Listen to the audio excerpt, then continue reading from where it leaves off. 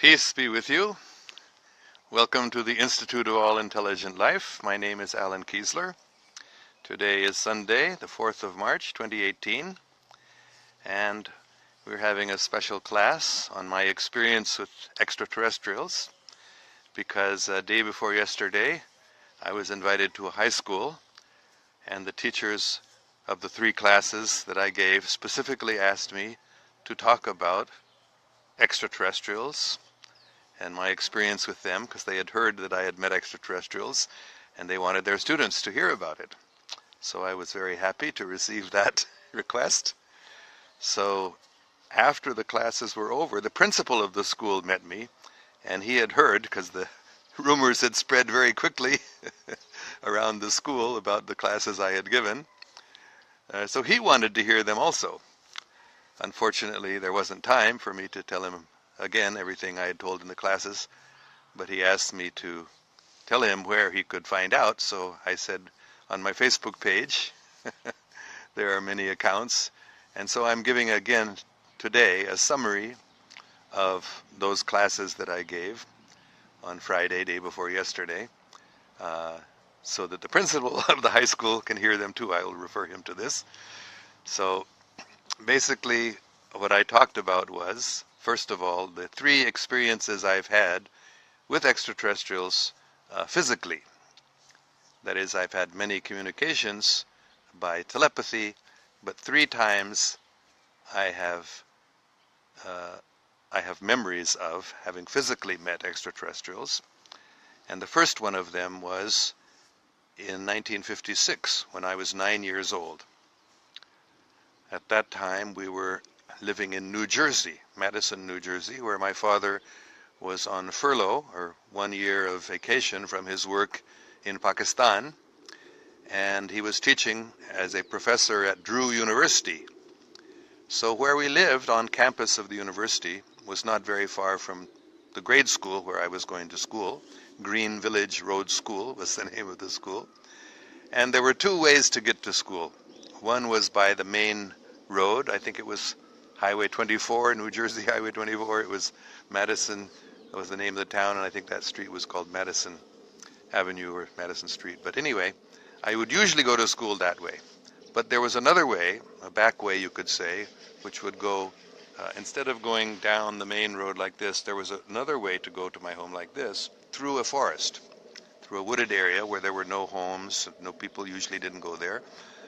And there was a clearing in this forest at one point. So one day when I decided to go back home from school through that forest, I came to that clearing, and there I saw shaped just like a disc, a flying saucer, which was sitting on some stilts, and there was a stairway coming down, and there was a doorway. And in the doorway were standing several people. One who was obviously in charge, was the tallest of the several people there, and was the captain, was a woman. And she motioned to me like this, invited me to come up.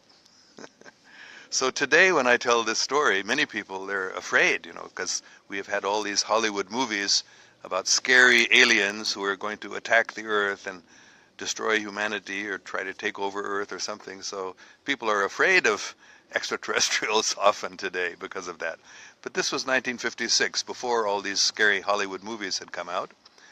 And there were many reports, even in newspapers, even on the front page of newspapers, there was a report about flying saucers over Washington, D.C., and there was actually a photograph of 4, 5, or 6 flying saucers over the Capitol. And there were reports about flying saucers having crashed. So we were all interested about who are these extraterrestrials. And there were different people who were saying these extraterrestrials are giving us good guidance and information for humanity. So I was very intrigued. I wasn't scared at all when I saw this flying saucer. Oh, I'm going to get to see somebody on the flying saucer and meet them. So as that lady was beckoning like this, I just went and I climbed up. I walked up those stairs, right up, and she put out her arms and embraced me, hugged me, very tightly, very lovingly, very kindly. In fact, she spoke to me so sweetly and so lovingly that I felt she was my mother. I felt she was my real mother. And I don't remember much more about that incident, but recently, meaning just a few months ago, my computer needed some repair, so I took it into a computer repair shop, and the young man there who was working on my computer, after he had fixed it, we went back to pick it up, and he said, "I had a dream about you." I was surprised. And I said, "So, well, what happened in the dream?" He said, "Well, you were on this spaceship, or this flying saucer, and you were telling this person, 'Are you my real mother? Are you my real mother?'" He didn't know anything about my experiences with extraterrestrials, but he had that dream. And so then I was happy to receive that, because sometimes I wonder, is this really possible that this really happened? Was I just dreaming it or something? Because there was no physical proof really of it. So it was nice to hear that young man. And recently I've heard, many people have heard, that the extraterrestrials today, when they contact us, they usually appear first in our dreams to sort of prepare us for meeting them. So I told this to that young man, and he was happy to hear that, oh, maybe extraterrestrials are preparing him for contact too. In any case, back to 1956, when I was 9 years old, then when I went back home, I told my mother, "You're not my real mother." I remember this very clearly. And she was shocked. How can my 9-year-old boy tell me I'm not his mother? So she said, "No, no, no, I'm really your mother. I remember you being born," because my mother did not do what many American women especially do, is they go under chloroform, so they'll be unconscious when they give birth because it's so painful. But she did not do that, so she told me, "I saw you being born and you were with me." So then I thought a second, how is that possible? And I said, well, they must have changed me in the hospital. In other words, she saw her child being born, but then they must have brought me in, because I was so convinced that I was actually the son of this extraterrestrial lady. So anyway, I don't know how to understand it right now. For sure, I don't think they really changed my body, but somehow I had such a spiritual connection and attachment to this mother. I call her, even today, I call her mother. And that was the first experience I had meeting extraterrestrials when I was only 9 years old. And then the next incident that was very significant because it left physical proof. And it also, it's an interesting story, let me tell you. So I told this in the school also to the students, and one of the teachers told me he was watching the students, and at first he saw they weren't believing that I'm really telling the truth. They thought maybe I was making up some story because it was so strange or shocking or unusual. They couldn't really believe it at first, but he said as he was watching the students, they started nodding their heads and they started realizing I'm really telling the truth, and they started accepting it. And generally, by the end of the class, all the students were happy to have learned this. So anyway, the second experience I had was in 1992, I think, 93. I can't remember exactly the year even, but it was in San Francisco in the summer. And I would often go to San Francisco and take a lunch with me to save money because food is expensive. So my wife would cook me some soup and make some sandwiches or something to eat. So that day, about noon, I was starting to have my lunch, and I had a thermos in which there was some soup. And I had just taken out some, and I had drunk a little of the soup, putting it in the lid of the thermos, when I noticed outside a blue light shining from the sky. Not the sky, because San Francisco in the summer is usually very foggy and cloudy. So it was shining in the clouds. I looked up out of the window of my van, and I saw this bluish haze or bluish glow in the clouds, in the fog. So I got out of my van, still holding my thermos in my hand, and I looked up at the light, and then suddenly I just got pulled. I was, just bodily, I was pulled right up towards the blue light. And I was amazed what's happening, but I knew that from watching Star Trek or Star Wars, these science fiction movies where this happens all the time, right? It's actually real. It's not science fiction. this really does happen.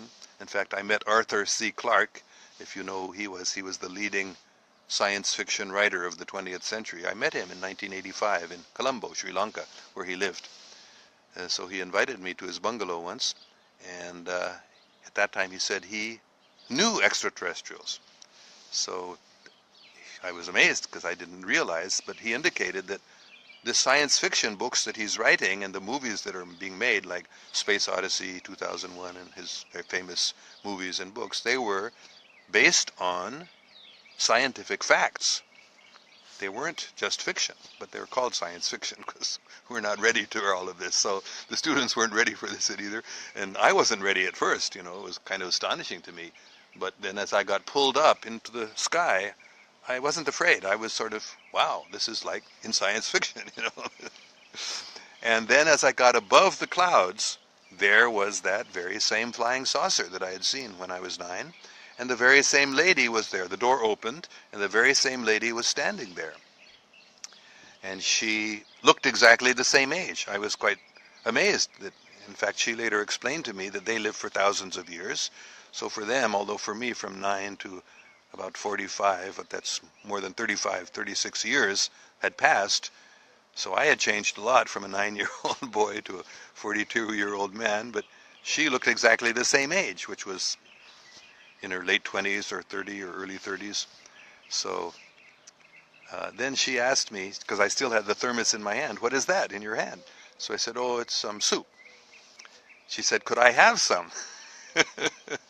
So I said, sure. So I just poured some of the soup into that cup, the lid of the thermos, and she took it and she drank some. And she said, oh, this is very good. And then I noticed when she handed me back the cap that there was a lipstick mark on it, a very dark red, thick lipstick mark on it. But it wasn't like a human lips. It was very wide. The lips were much thicker or wider. Anyway, again, I can't remember anything more than that at this point. Maybe sometime more memories will come back, but that's all I could remember. And then I went back into my van. I was very happy that she did that, because here was physical proof. There was physical proof. On the lid of my thermos was this dark red, very strange lipstick mark. So when my wife saw it, she said, oh, did you enjoy your lunch today? And then I had to try to explain to her. She believed me. She didn't doubt that I was secretly having some relationship with some other woman, having lunch with her, because the lip mark was not a human lip mark. Anyway, so that's the second time I met. So one of the students asked me when I told this story, sorry, are you an extraterrestrial? And I said, no, I think my body is a human body, just like my mother thought, and I believed my mother that I was her son. But somehow I have some extraterrestrial identity, you might say, a spiritual relationship with this woman who I call mother, who I think is, you know, very old or advanced. So I'm sorry I just got cut off there, and Facebook told me to move to a better location to get the signal, so I've moved a little bit and gotten the signal back. So I was telling how that student had asked me if I was an extraterrestrial, so no, I'm not an extraterrestrial, but I believe I do have a spiritual relationship with that extraterrestrial lady. So people asked me to describe. She looked very much like a human being. Her body looked like a human being, but her head was a little different. She had ears on the top of her head, like a cat's ears, and like a cat also, the pupils of her eyes were vertical. They weren't round, like human beings. So she was obviously not a human being.